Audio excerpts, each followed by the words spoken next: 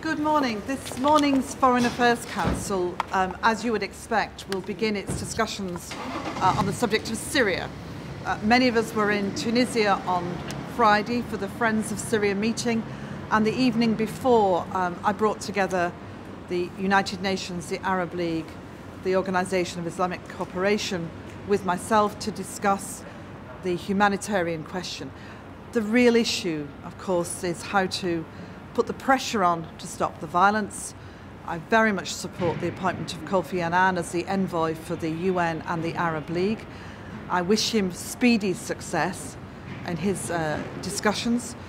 Meantime, the continuation of our work to support the International Red Cross, Red Crescent, with resources to enable them to get help and support out to people.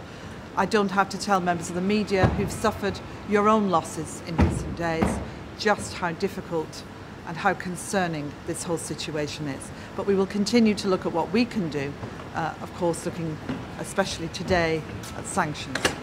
We will then talk about Serbia and Kosovo. The Foreign Affairs Council will take its view ready for the General Affairs Council tomorrow in order to deliberate the questions that come from the very successful work that's been done to bring together Serbia and Kosovo in the latest agreements. You will know that they've discussed integrated border or boundary management. You will know that they've been looking at the implementation of the work that they've already done, and you will know that they're looking at regional cooperation. I just want to pay tribute to President Taci, to President Tadic, Prime Minister Taci, for the work that they have done personally and for responding to the many calls that I personally have made to them in doing this. And then we will also talk, of course, about the situation in Egypt, concerned about what's happening with civil society organisations, but looking too to the future of Egypt. I was talking with the Foreign Minister of Egypt last week in London. I will report back on some long travels I've been doing across the world, and the Jordan Task Force, which has enabled us to put together a package for Jordan of up to €3 billion. And then we will talk about the Middle East peace process to consider what more we can do to support that. In